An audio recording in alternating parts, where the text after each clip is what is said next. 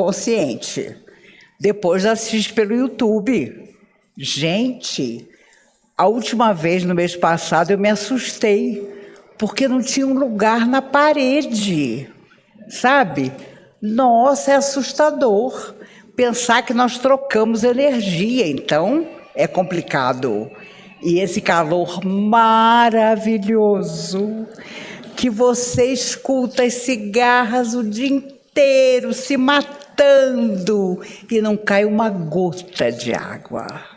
Impressionante. Amigos meus que têm problemas respiratórios tiveram que ir para outro lugar. Saíram de Brasília, foram passear em outro lugar, porque está complicado. Mas dizem que vai chover quarta-feira. Dizem. Como eu viajo segunda para fazer 13 palestras no Rio de Janeiro, a chuva deve estar dizendo, ela vai viajar segunda, aí a gente desaba. Está chovendo lá no Rio de Janeiro, oh, maravilha! E isso me fez lembrar de uma amiga que domingo passado esteve lá em casa e ela lembrou uma coisa muito interessante. Dona Irene Carvalho, através de quem as orientações dessa casa sempre foram feitas, então doutor Bezerra de Menezes, doutor Gê da Cruz, doutor Armaiana, Caíba Schutel, irmã Sheila, mãe Isabel, vinham, através dela, psicografavam ou, através da psicofonia, orientavam as pessoas. Foi assim que a comunhão cresceu, se tornou conhecida, porque ela era tiro e queda. Ela olhava para você, quanto menos ela soubesse de você, quanto menos ela te conhecesse, mais ela acertava.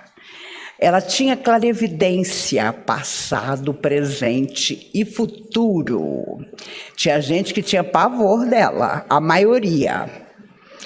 E eu me lembro bem que o Chico comentava, quando as pessoas de Brasília iam ao Uberaba, ele dizia, você é de onde? Ela, de Brasília. Por que você não foi na comunhão? O Chico falava. Por que você não procurou a Irene? E a pessoa ficava, Irene? Quem é Irene? E aí a pessoa voltava para Brasília e passava a frequentar a comunhão. Mas houve um dia em que, em 96, os Mamona Assassinas sofreram um acidente e desencarnaram. E aí houve uma reunião aqui na comunhão e os espíritos amigos falando, através dela, sobre o que tinha acontecido com os 5 rapazes e tal.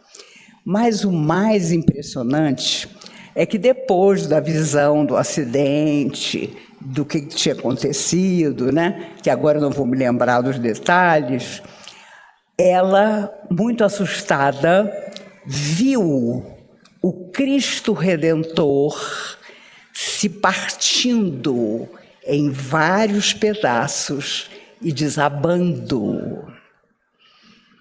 Nunca os espíritos explicaram o porquê desta visão. Eu confesso a vocês que eu não consigo imaginar que o Cristo Redentor vai se partir em pedaços e cair. De jeito nenhum. Mas há uma simbologia nisso.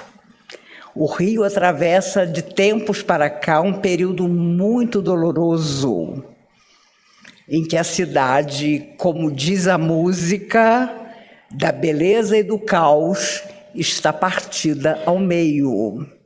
E eu acredito hoje que esse Cristo que se partia em pedaços e caía, simbolizava isso.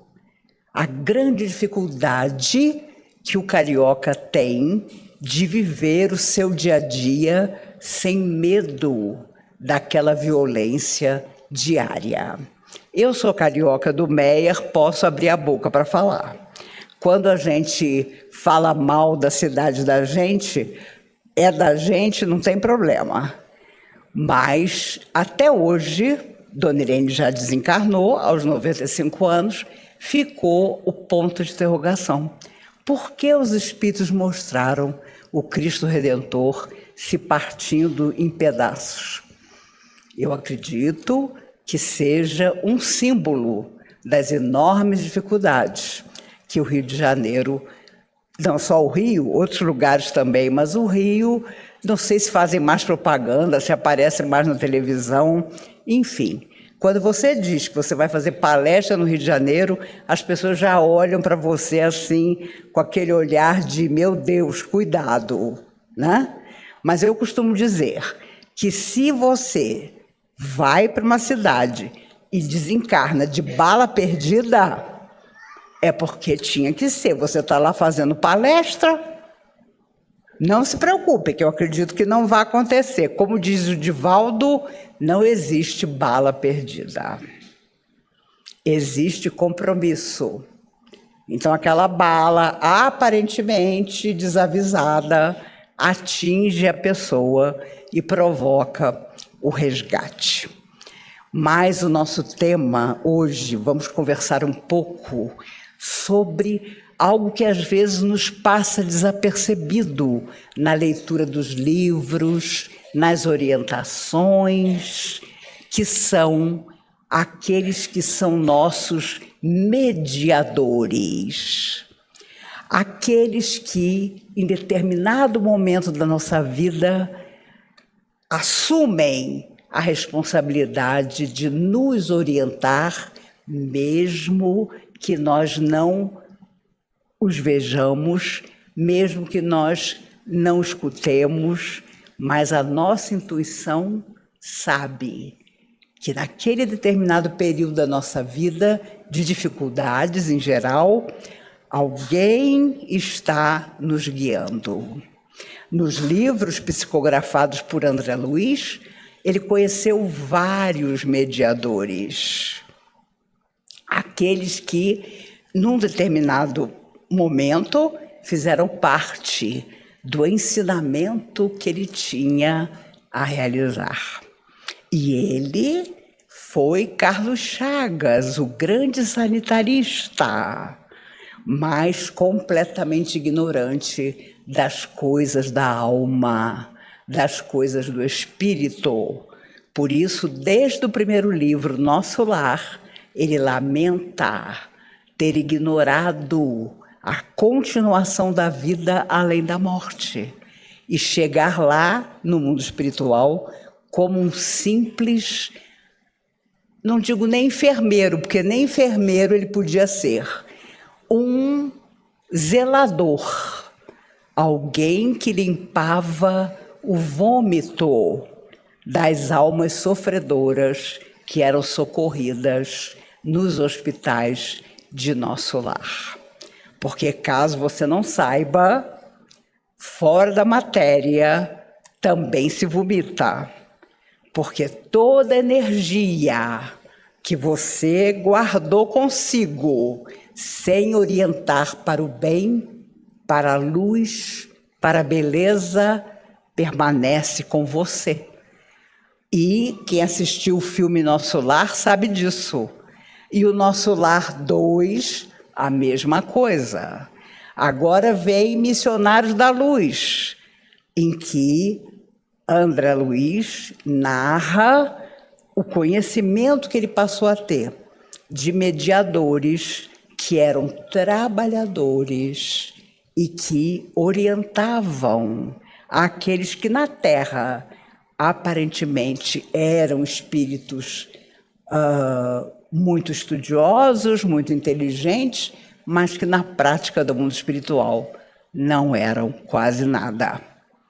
Aqui na comunhão, nos tratamentos físico-espirituais, que chamávamos antigamente de tratamento de cura, houve muitos mediadores. E o que sempre chamou a atenção foi que um não interferia no trabalho do outro. Já começa por aí o aprendizado. Você se orientava com o doutor Bezerra de Menezes? Doutor Bezerra de Menezes vinha, conversava com você, e se ele dissesse, olha, vamos conversar com o doutor Ramayana, doutor Ramayana vai orientar você também. Aí você sabia que você estava sob a tutela de Bezerra de Menezes, mentor dessa casa, e também de Dr. Ramayana. Dr. Ramayana era assim chamado por todos eles no trabalho de cura. E uma vez Dr. Bezerra contou que ele tinha sido um dos 12 apóstolos de Jesus. Mas pergunta se algum dia eles contaram qual apóstolo. Nunca.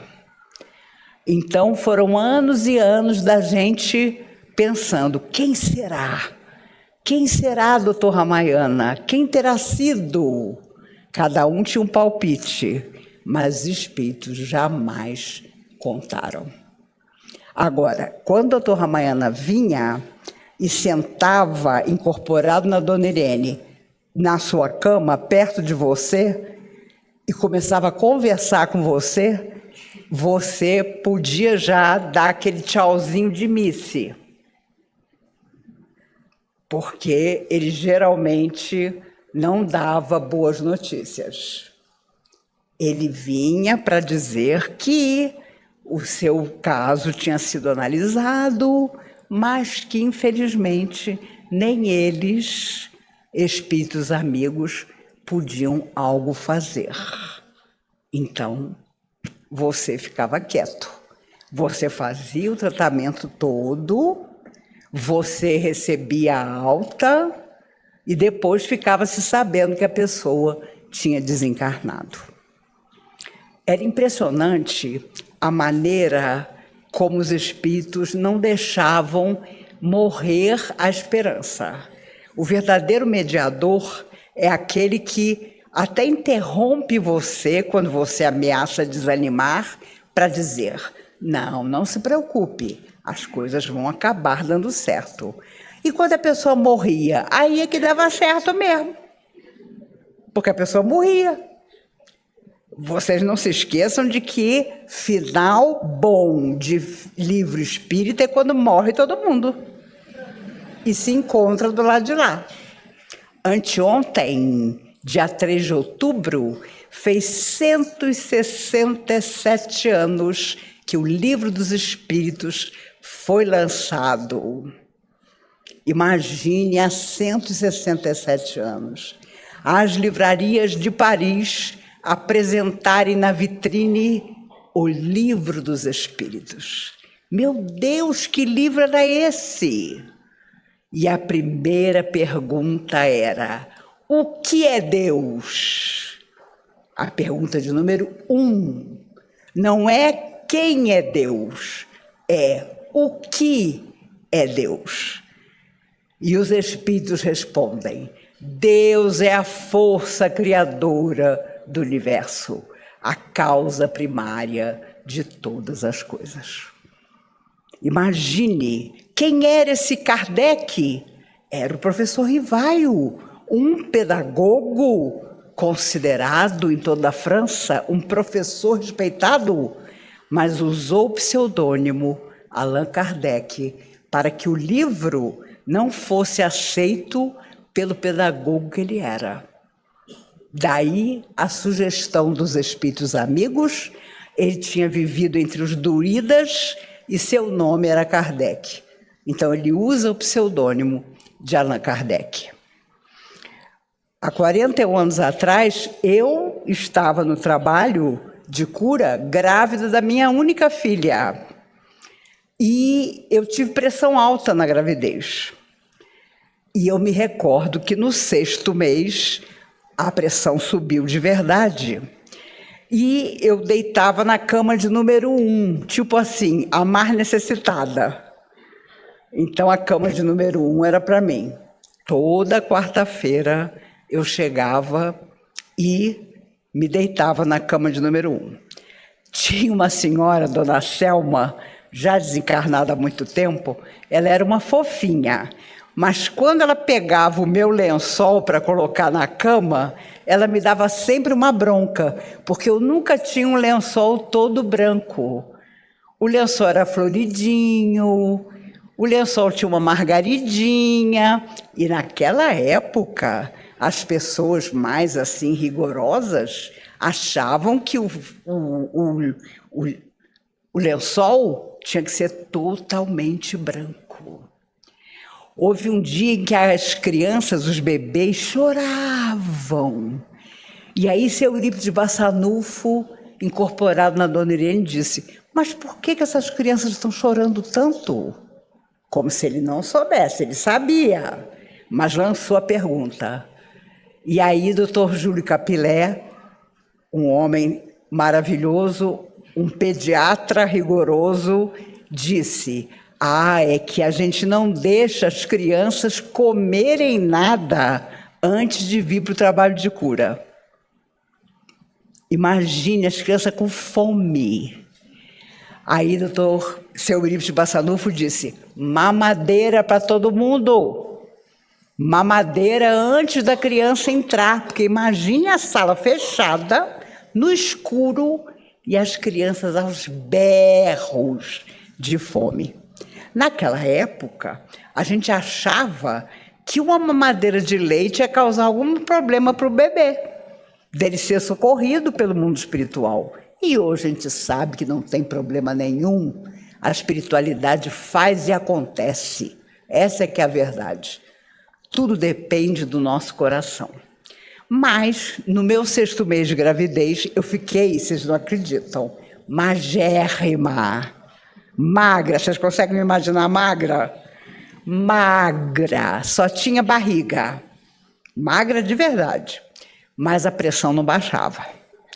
E aí, seu Erasmo, que era dirigente do trabalho, chega e diz assim: doutor Bezerra, nós estamos preocupados com a Maíse, porque a pressão dela não abaixa. E o médico dela já está achando que vai dar um problema, que a criança não vai nascer. Doutor Bezerra disse: é verdade, Erasmo. Doutor Bezerra foi cearense. Aquele cearense, sabe aquele cearense? Vamos viver de brisa amorosa? Então, ele vira e diz assim: é verdade, Erasmo, a pressão da Maísa está alta, mas a mão de Deus vela por todas as pessoas que estão nessa sala e vai dar tudo certo. Eu acreditava tanto naquilo, e o seu Erasmo também, que o assunto morreu. E aí, como morreu, na reunião seguinte, doutor Bezerra disse: minha filha, fique sentada e comente o Evangelho. Aproveita, você se distrai. Comente o Evangelho, já que você está aqui para receber, comente o Evangelho. E eu abri o Evangelho e comentava. E houve episódios incríveis de um rapaz de 28 anos que o mentor espiritual estava ali presente e ele ia desencarnar. O doutor Bezerra disse: olha, meu filho, se você visse a sua ficha no mundo espiritual, você teria chorado como eu chorei, porque você deveria viver até os 82 anos, mas vai desencarnar tão jovem por causa do vício que você tem. Ele fumava 4 maços de cigarro religiosamente por dia. Agora imagina, 4 maços, era um rapaz. E aí doutor Bezerra disse: olha, a nossa irmã Maíse vai sentar aqui do seu lado e ela vai lhe falar das belezas do mundo espiritual. Gente, o rapaz de 28 anos olhando para minha cara no escuro e eu pensando: o que eu vou dizer para ele, meu Deus do céu? Aí doutor Bezerra escutou meu pensamento, voltou para junto de nós e falou: conte a ele que a sua vozinha está lhe aguardando num lindo jardim na verdadeira vida, numa varanda cheia de flores. Ela virá recebê-lo. Aí eu virei para o rapaz e falei: você ouviu? Ouvi, mas imagine, o rapaz chorava, porque você sair do corpo com 28 anos não é para qualquer um, não. Mas 4 meses depois, ele desencarnou. Os espíritos nunca disseram nada que não fosse a mais absoluta verdade. Os mediadores são assim. Às vezes eu estou no YouTube olhando e aparece assim: entrevista com ex-espírita, entrevista com ex-médium. Meus amigos, não existe ex-espírita, não existe ex-médium. Se você é ex-espírita, você nunca foi espírita. Você nunca colocou em você a transformação necessária. E infeliz daquele que se intitula ex-médium, porque mediunidade não vai embora. Ela encontra outras formas de acontecer. E às vezes é através do desequilíbrio, através da perturbação, através da melancolia, que a nossa mediunidade continua funcionando. Olha, quantas vezes eu vi pessoas virem ao tratamento. Me lembro de um senhor, já desencarnado há muitos anos, ele tinha um caroço enorme no pescoço. E aí doutor Bezerra disse a ele: meu filho, não mexa nisso, deixa como está, que com o passar do tempo vai desaparecer. Desapareceu. Passam-se uns 2 anos, aparece outro. Doutor Bezerra de novo: meu filho, não mexa nisso. Desapareceu de novo. Quando apareceu pela 3ª vez, ele veio ao trabalho e disse: olha, doutor Bezerra, agora o senhor não vai me convencer. Eu vou deixar o médico mexer e tirar este caroço. Ele morreu na cirurgia. Porque quando o doutor Bezerra de Menezes dizia: não faça isso, era para você não fazer. Porque ele estava vendo que não ia dar certo. Então foi baseado em tudo isso, esses mediadores extraordinários, que a comunhão se tornou o que ela é hoje.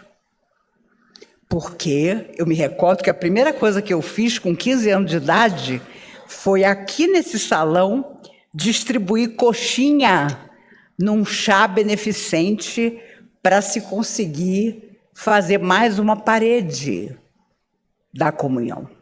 Porque a comunhão funcionava na W3, em cima da Casa do Barata, de propriedade do seu Mário Carvalho, um dos seus fundadores. E se fazia tudo, almoço beneficente, tudo que vocês podem imaginar, para que a casa fosse se erguendo. O salão era maior, esse palco era maior. A gente dava aula de evangelização aqui, nesse palco. E é claro, os anos foram passando, os fundadores todos partiram, vieram outros trabalhadores, mas os mediadores sempre permaneceram. Esta casa é dirigida por Dr. Bezerra de Menezes. Não é o Bezerra de Menezes da esquina, não. É Dr. Adolfo Bezerra de Menezes Cavalcante. A verdade é que hoje, infelizmente, não existem mais médiums com a mediunidade de Dona Helene Carvalho, de Dona Laís Capilé, de Dona Emília Prete Pereira. Dona Emília recebia a aura celeste, gente. Vocês têm ideia do espírito que era a aura celeste? Minha Nossa Senhora! Quando a entidade vinha, era tanta luz que a gente tinha que parar, ficar todo mundo quieto, porque as palavras desses espíritos amigos orientavam esta casa. E o seu Mário, fundador, presidente, a vida inteira, até o seu desencarne, não tinha uma mediunidade. Ele não tinha nada de mediunidade, mas foi um presidente maravilhoso. A primeira reunião que ele dirigiu, poucos médiuns, a luz apagada, ele fez a oração: espíritos amigos, vocês que porventura estejam presentes, que são os mediadores do nosso destino, estejam conosco. Quando o primeiro espírito incorporou, ele ficou com tanto medo que acendeu a luz e disse: a reunião está encerrada. E ficou todo mundo: meu Deus do céu, que reunião é essa que não durou nem 5 minutos? Ele via o futuro, que muita gente com mediunidade não via. Uma vez, logo que eu comecei a fazer palestra, com 16 anos, alguém deve ter dito alguma coisa, ele me chamou e disse: se alguém falar alguma coisa para você, que você é muito garota para fazer palestra, diga que eu, que sou o presidente, estou sempre no último banco escutando você falar. E ele nunca me contou, ao longo dos muitos anos que vieram depois, por que ele me disse isso. Mas só não deve ter chamado ele de bonito. Como que, em 1973, esse cara coloca uma garota de 16 anos para fazer palestra? Mas não era por acaso, não era pela cabeça dele, era pela orientação dos mediadores dos trabalhos dessa casa. Por isso, a seriedade da orientação espiritual, nós devemos sempre guardar com todo carinho. Quantas casas, infelizmente, mal orientadas que existem hoje. Quantos lugares difíceis de você buscar uma simples informação. As pessoas têm preconceito em relação ao candomblé, à umbanda, mas eu já fiz palestra em São Paulo, em centro espírita de candomblé, maravilhosos. E fui tratada com o maior respeito. E tinha gente na rua, do lado de fora, para assistir a palestra. E depois, as entidades, dentro da sua roupagem, incorporavam nos médiuns e davam as suas mensagens. Sabe, nós somos muito complicados, porque a gente ou quer a conveniência da gente ou não quer nada. E a grande conveniência da nossa vida é fazer todo o bem que é possível. Dom Quixote de La Mancha tinha o seu mediador, que era Sancho Panza. Sancho Panza ia à frente de Dom Quixote para buscar um lugar onde eles pudessem se hospedar, onde o seu burrico e o cavalo manco do seu senhor pudessem se abrigar também.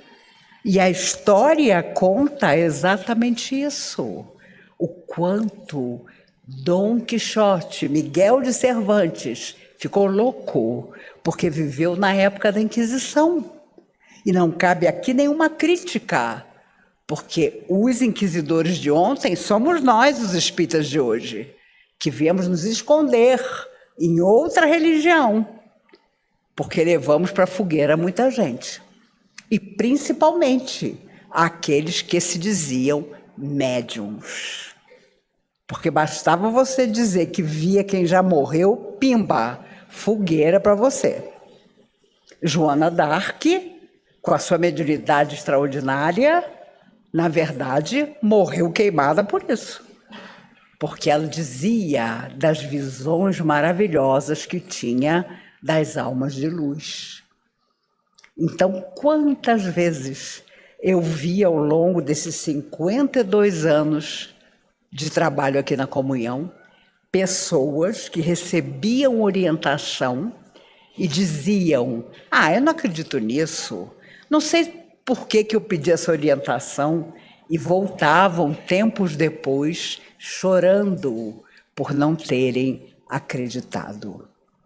Olha, uma vez um médico veio se orientar e caiu comigo. E aí ele falou, disse: olha, eu nem vim procurar essa tal de Irene Carvalho, que dizem que é doida, mas eu queria conversar com você, porque eu acabei de vir de um check-up em São Paulo, eu sou médico, está tudo maravilhoso comigo. Nisso eu vejo, a porta estava aberta, a porta da sala, era uma sala de vidro ali na frente, e Dona Irene olhando para o rapaz, com aquele olhar 3x4. Ela tinha um olhar 3x4, que ela falava com você e ela já não estava vendo você. Essa é que é a verdade. Ela chega para o rapaz assim: ô meu filho, você é médico? Volte onde você fez o check-up, porque você está com câncer de pâncreas. E ela: a senhora é doida. E ele falando: a senhora é doida. Bem que tinham dito que aqui na comunhão tinha uma Irene de Carvalho maluca. Eu acabei de vir de São Paulo, estou maravilhoso. 2 meses depois, ele volta à comunhão aos prantos. Ele estava com câncer de pâncreas. E ele desconfiou e voltou para um novo exame e estava doente. Ele morreu menos de 1 ano depois. As pessoas tinham medo dela de verdade. O meu pai, quando a encontrava, dizia: por que a senhora olha tanto para mim, Dona Irene? A senhora vê alguma coisa? Ela: de jeito nenhum, coronel. Eu só vejo o pessoal que fuma com o senhor. E nem assim ele parou de fumar. Porque, sem dúvida, dava medo. Dava medo. Uma vez meu pai teve um caroço no pescoço e ela disse: não, pode deixar que eu vou lá. Nós éramos solteiras, as filhas, eu vou lá na sua casa.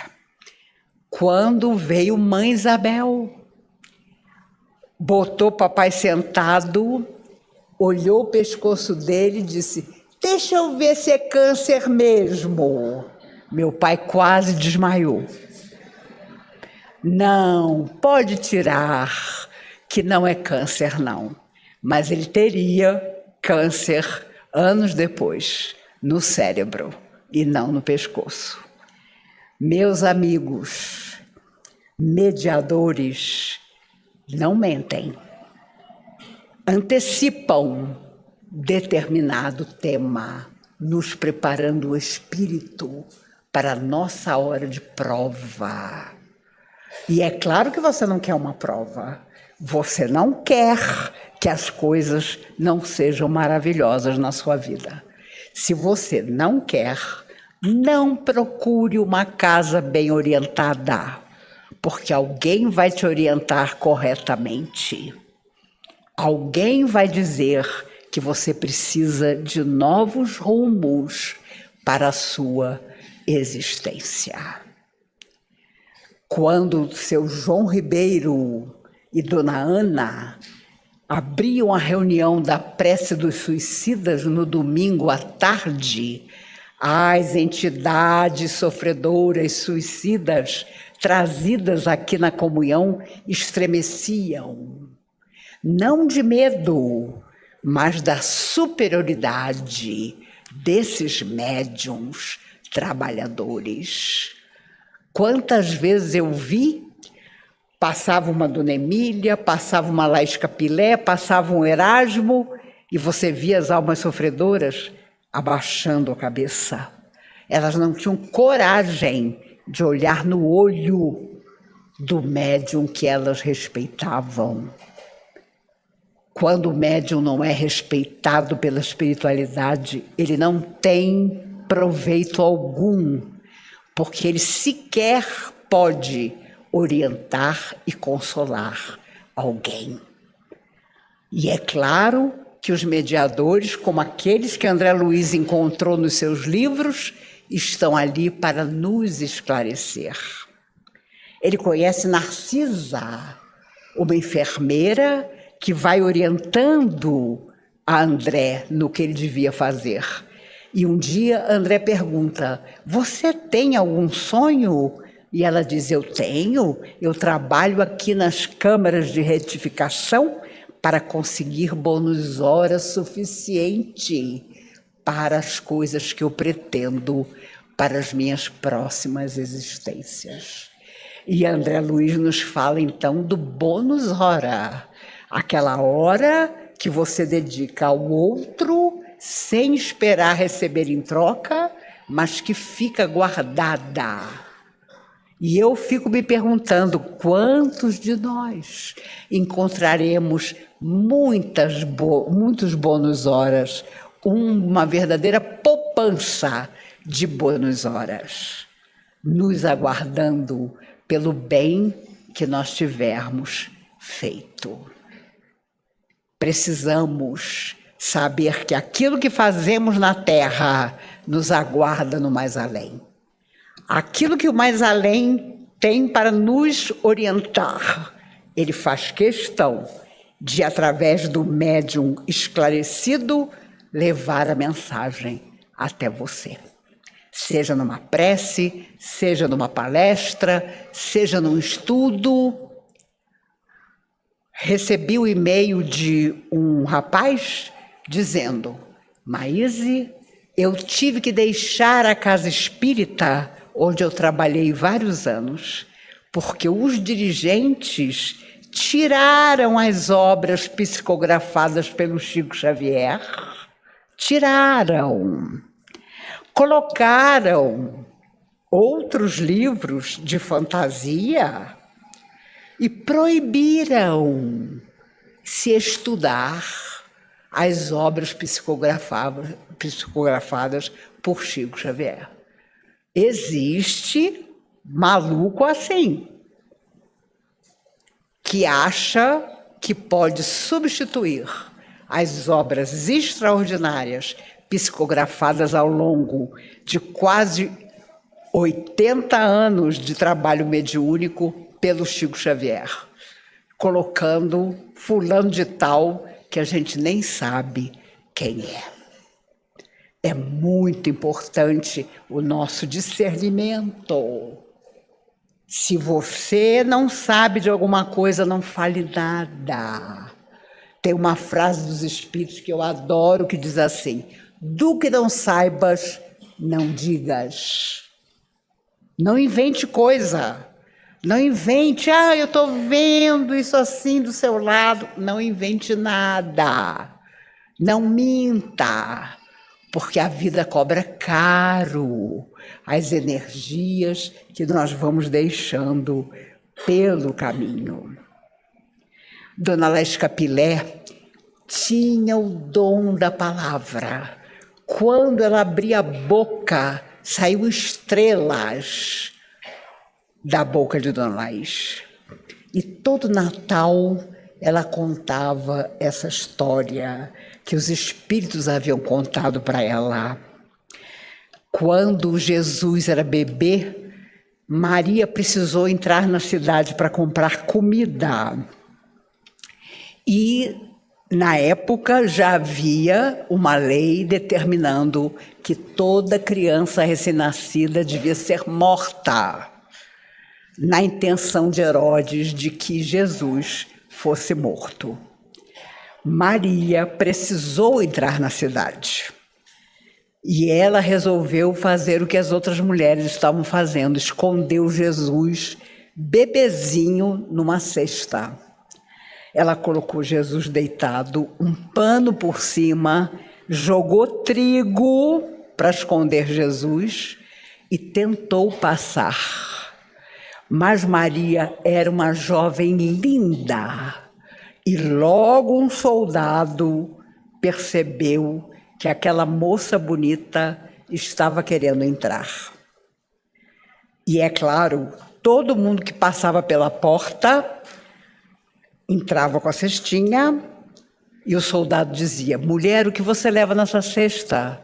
Cada uma mentia de um jeito. É trigo, soldado, que eu estou levando. É milho, soldado. Ah, é? Joga tudo no chão que eu te ajudo a recolher. Elas não tinham saída, porque o soldado estava com a espada na mão. Caía o trigo, caía o pano, caía a criança, e ali mesmo eles cortavam a cabeça das crianças.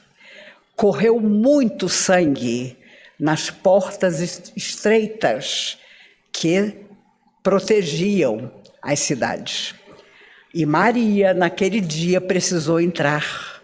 O soldado, olhando-a de longe, chamou por ela.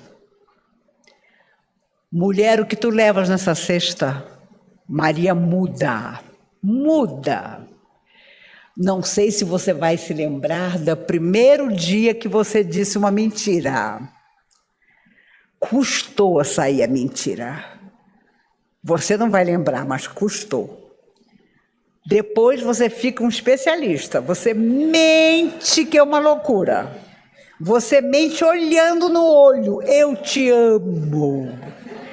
Você é tudo na minha existência. Então, não tem jeito. Mas Maria nunca tinha dito uma mentira. Ela calada. O soldado já tirou a espada, porque ele conhecia aquele momento.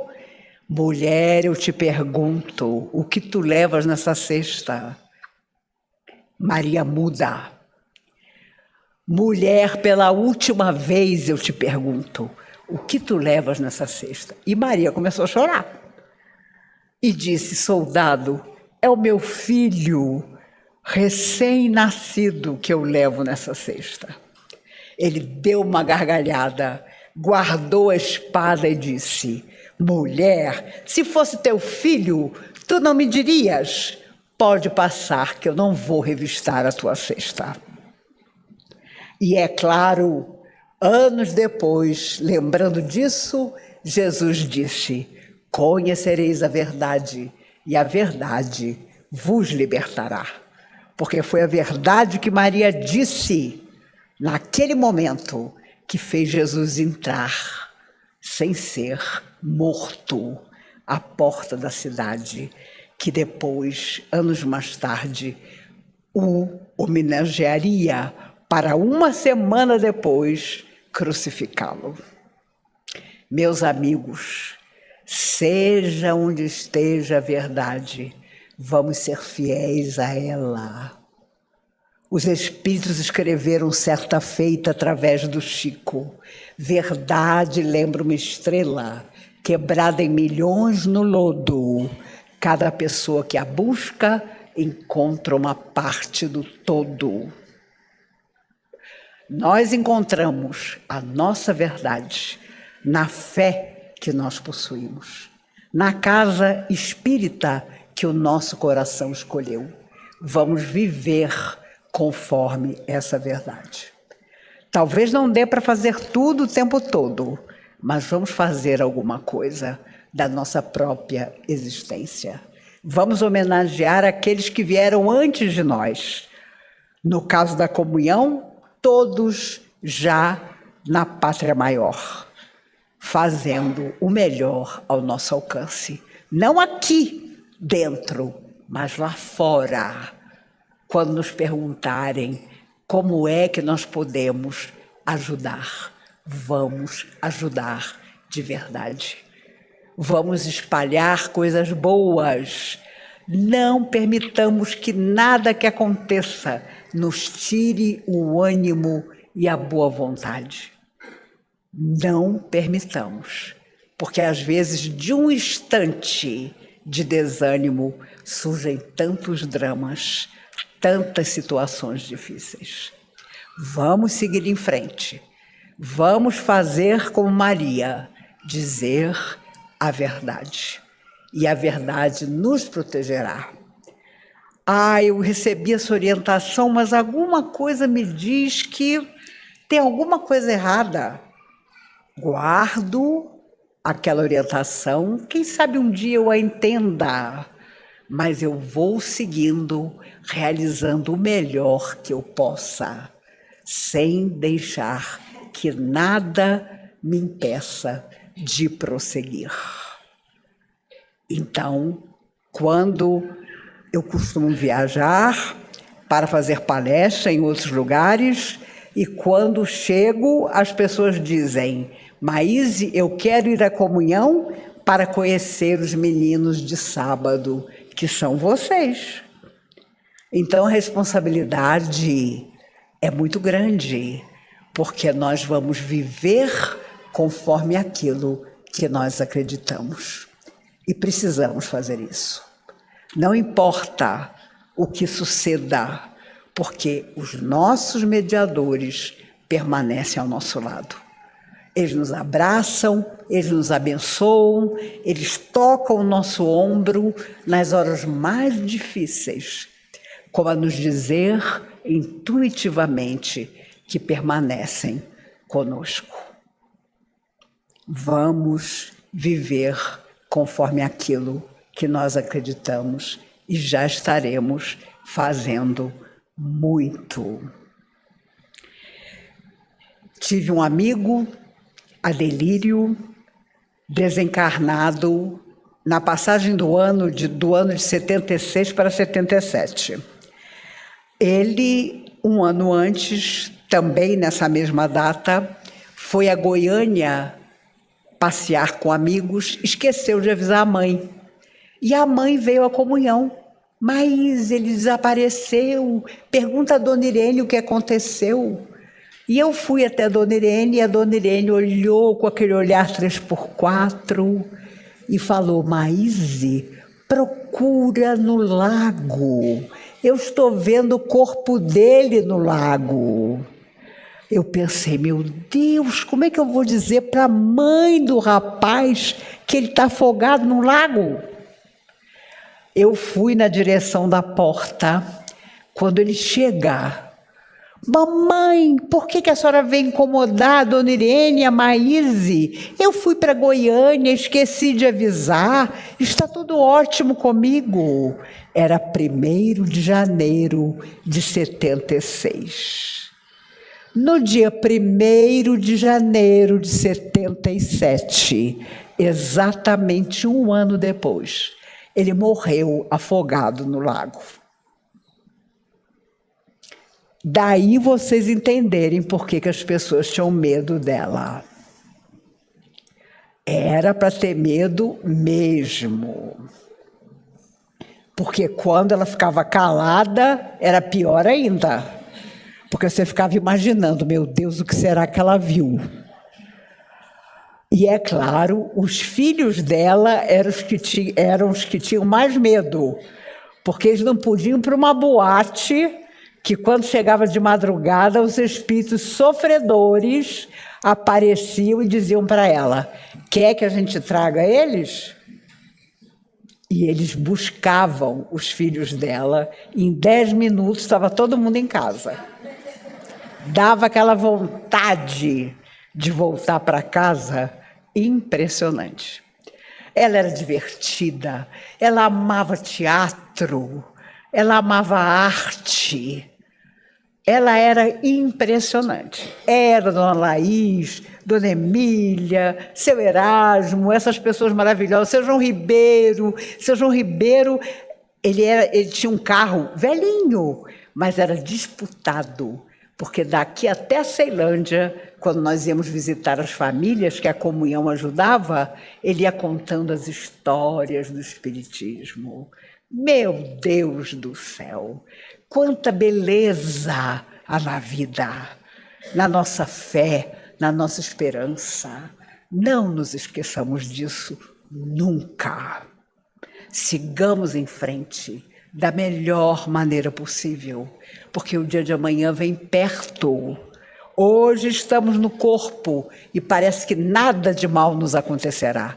Amanhã, quem sabe, estaremos talvez fora da matéria, mas na lembrança de cada coração que conviveu conosco, vai ficar o melhor, aquilo que nós tivermos deixado no coração de cada um. Façamos isso, meninos. Apesar do calor, apesar de tudo, tenhamos a certeza de que o melhor ainda não aconteceu na nossa vida, ainda vai acontecer. No primeiro sábado de novembro, eu estou aqui com vocês novamente. Volto no final de outubro. Caso aconteça alguma coisa com Cristo Redentor, vocês vão ver pela televisão.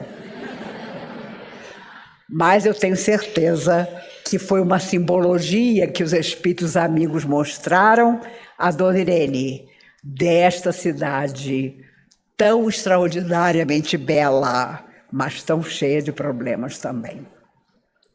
Que em nome dos mentores amigos, dos invisíveis que estão aqui, daqueles que estão vindo assistir às palestras da nossa comunhão todos os dias, porque se preparam para voltar a uma nova existência neste planeta. Que nós possamos voltar à palavra, querida Cristina, até o nosso próximo encontro. E se Deus quiser, essa semana vai chover muito. Que chova de madrugada, que é para não criar problema para ninguém. Cuidado se você for dirigir, porque imagine o sabão que vai estar esse chão que há tanto tempo não vê água. Cuidado, que o nosso karma não seja esse, de sofrer um acidente pelo qual, às vezes, por nossa invigilância, nós venhamos a nos arrepender. Que Jesus nos guarde, que os mentores protetores dessa casa nos abriguem em seus corações e que a Cristina possa continuar. Sim.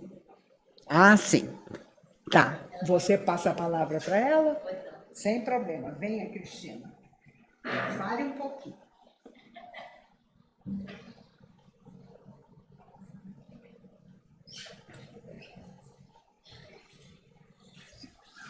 Boa noite, então, mais uma vez. Estamos aqui com a Patrícia, irmã da Maíse, para nos dar uma boa notícia.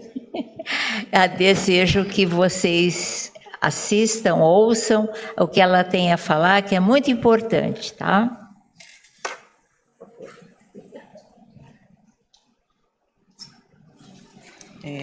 Boa noite. Para quem ainda não me conhece, eu sou Patrícia e eu sou hoje presidente do Nosso Lar. Nosso Lar é um abrigo de crianças que estão sob a tutela da Vara da Infância e Juventude e nós cuidamos dessas crianças, são 30. E temos também o serviço de hospedagem a crianças que vêm para Brasília fazer um tratamento de saúde, porque nas suas cidades não tem, são famílias carentes e elas vêm se hospedar no abrigo para conseguir fazer esses tratamentos. É interessante que a Maísa estava falando assim dos fundadores do Nosso Lar, porque quem fundou a comunhão também fundou o Nosso Lar, né? E dá uma saudade danada, né, desse pessoal. Bom, esse ano nós estamos com uma oportunidade única, já é a terceira vez que eu venho aqui pedir. Nós tivemos a oportunidade de ganhar da Comunhão Espírita de Brasília um carro zero para um sorteio. Felicidade por isso e também por conseguirmos legalmente aprovar tudo, porque não é fácil aprovar um sorteio. Eu até fico pensando como que se consegue fazer tanta falcatrua, porque a gente mesmo tem uma dificuldade danada de aprovar tudinho para tudo ser muito transparente. Algumas pessoas chegam a reclamar, dizem, Patrícia, mas tem um cadastro para preencher, eu estou tendo dificuldades, demora, mas isso é o que a gente pode garantir de certeza que esse sorteio é transparente para vocês e que está tudo certinho e não vai haver problema nenhum na entrega desse prêmio, tá certo? Eu estou olhando aqui porque eu trouxe uma cola para não esquecer nada. A gente também está contando com a divulgação aqui na comunhão, né? O que é assim um presente para a gente. Queria agradecer a Flaviana, a Cristina, a Maíse, que nos deixa vir aqui e divulgar esse sorteio, né? O sorteio ele é feito através de um site www.sorteio.nossolardf.org.br. E a gente ficou um tempinho sem cartão de crédito, por problemas técnicos, mas voltou o cartão de crédito. Então, quem quiser usar o cartão de crédito para fazer a compra, já pode. E eu vim aqui para dar uma boa notícia para a gente, para vocês que estão colaborando conosco. Nós chegamos aos 5.000 bilhetes vendidos, né? Então, assim, é uma emoção muito grande saber que tem bastante gente colaborando. Claro que ainda tem mais mil bilhetes a serem vendidos e eu conto com vocês na ajuda dessa campanha que vocês podem fazer, porque vocês eu sei que já compraram, mas a gente tem aí 2 meses pela frente, onde vocês podem convidar os amigos de vocês a ajudar também. Certo? Vem aí o Dia das Crianças, os presentes das crianças já estão garantidos, e aí se vocês quiserem colaborar, dando de presente a compra de um bilhete, seria maravilhoso, tá certo? Mais uma vez, obrigada, desculpe aqui estar incomodando, mas eu conto com vocês e agradeço de novo, Cristina, obrigada, tá? Dá licença. Então, para encerrar, vamos fazer a nossa prece, lembrando que o Pai está sempre presente nos nossos corações. Muitas vezes temos problemas, dificuldades, então vamos agora aquecer o nosso coração com a ajuda dele, sabendo que ele está nos ajudando, nos amparando, nos intuindo para o bem. E assim vamos dizer obrigada, Pai, por esta oportunidade desta noite, de estarmos aqui reunidos em vosso nome, ouvindo a nossa irmã na sua palestra, os ensinamentos que ela nos traz, que são sempre úteis para a nossa vida, e vamos pedir as vossas bênçãos para as nossas famílias, a nossa casa, os nossos amigos, esta casa que nos abriga, que seja muito bem, sempre bem orientada por Dr. Bezerra de Menezes, pelos médiuns que aqui estão, pelos palestrantes e incluindo principalmente o nosso Brasil.